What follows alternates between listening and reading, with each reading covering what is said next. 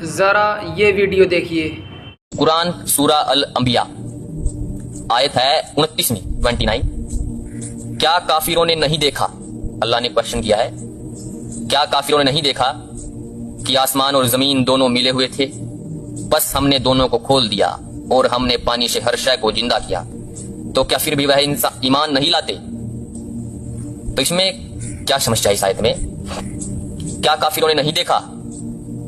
اللہ question کرتا ہے کہ زمین اور آسمان ملے ہوئے تھے، کیا کافروں نے نہیں دیکھا؟ تو جو اللہ کو نہ مانے، محمد کو رسول نہ مانے، جبریل میکائیل کو نہ مانے کہ یہ ہیں بھی یا نہیں، وہ کافر ہوتا ہے، سیدھی بات کی۔ سورہ البقرہ میں اس بات کا ذکر ہے۔ تو کیا کافروں نے نہیں دیکھا؟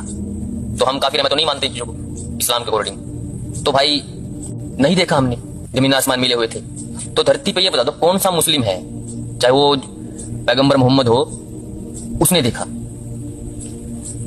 تو مجھے یہ بتاؤ کہ کس نے دیکھا کہ دھرتی آسمان ملے ہوئے تھے؟ یہ اللہ اسپیشل کہہ رہا ہے کہ کافروں کو کیا تم نے نہیں دیکھا زمین آسمان ملے ہوئے تھے؟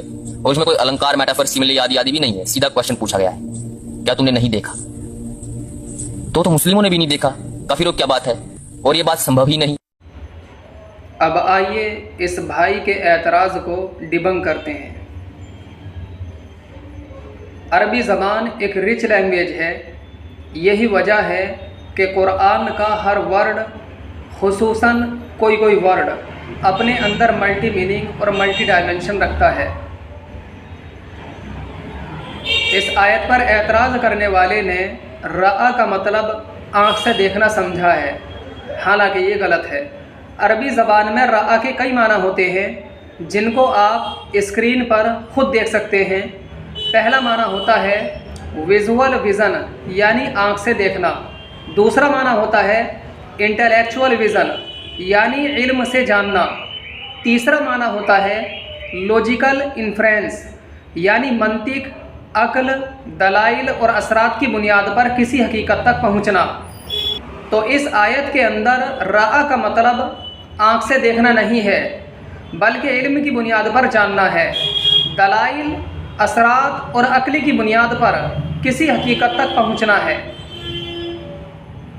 بگ بینگ کو سائنس بھی مانتی ہے، لیکن سائنس نے بگ بینگ کو آنکھوں سے نہیں دیکھا ہے، بلکہ دلائل اور اثرات کی بنیاد پر بگ بینگ کو جانا ہے۔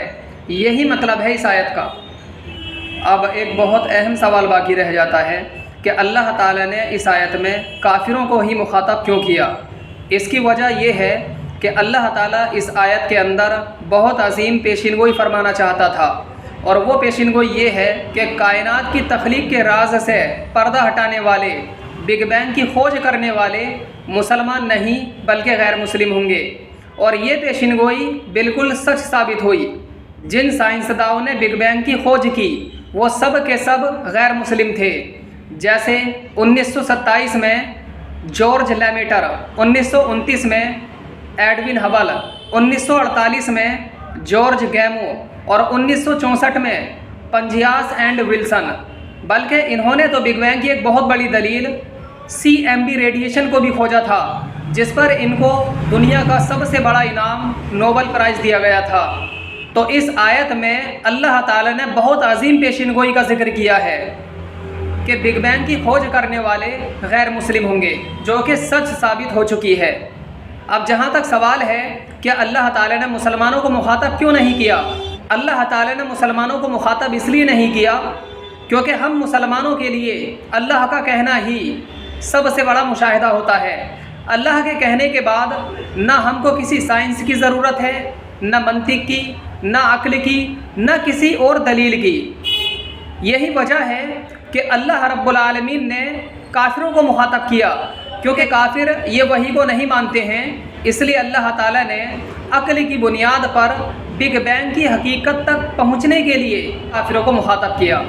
اس آیت میں اللہ تعالیٰ نے کائنات کی تخلیق کے اس راز کا انکشاف کیا ہے جس کو جاننے کے لیے سائنسدانوں نے اربوں خربوں ڈالر خرچ کیے۔